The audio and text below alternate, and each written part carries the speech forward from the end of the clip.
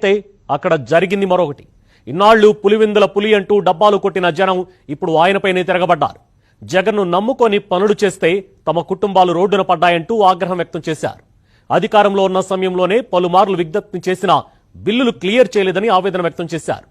సొంత గడ్డపై సొంత పార్టీ శ్రేణులు తిరగబడడంతో జగన్ షాక్ తిన్నారు.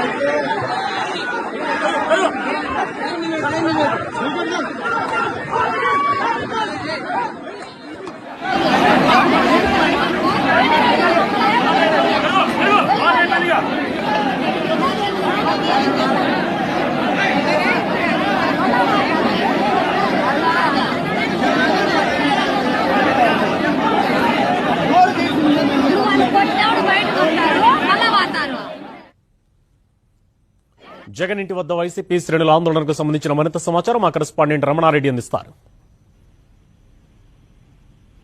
శుభాన్, పూర్తిగా కూడా 2 రోజుల పర్యటనలో పులివెందులలో బిజీగా ఉన్నటువంటి జగన్ కి ఇవాళ మాత్రం షాక్ తగిలిందని ఖచ్చితంగా చెప్పవచ్చు. దాదాపుగా ఇప్పుడు పులివెందులలోని ఆయన నివాసంలో ప్రజా దర్బార్ నిర్వహించారు. పులివెందుల ప్రాంతంలో ఉన్నటువంటి నియోజకవర్గ నాయకులు శ్రేణులకు సంబంధించినటువంటి విషయంలో ఆయన పూర్తిగా కూడా విడివిడిగా ఒక్కొక్కరిని కలుస్తా ఉన్నటువంటి పరిస్థితి. ఇది తెలుసుకున్నటువంటి ఆ పులివెందుల్లో ఉన్నటువంటి ఒక ద్వితీయ తృతీయ శ్రేణి కాంట్రాక్టర్ల బృందం అయితే అక్కడికి వచ్చింది.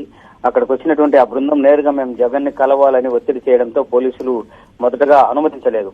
దీంతో పూర్తిగా కూడా వారు నిరాశ చెంది జగన్ కు వ్యతిరేకంగా కూడా అక్కడ నినాదాలు చేసినట్లుగా తెలుస్తోంది. దాదాపుగా చాలా మందికి ఈ పులివెందులకు సంబంధించినటువంటి పాడా నిధులు ఏవైతే ఉన్నాయో పులివెందుల అర్బన్ కు సంబంధించినటువంటి డెవలప్మెంట్ అథారిటీని ఏర్పాటు చేశారు గతంలో.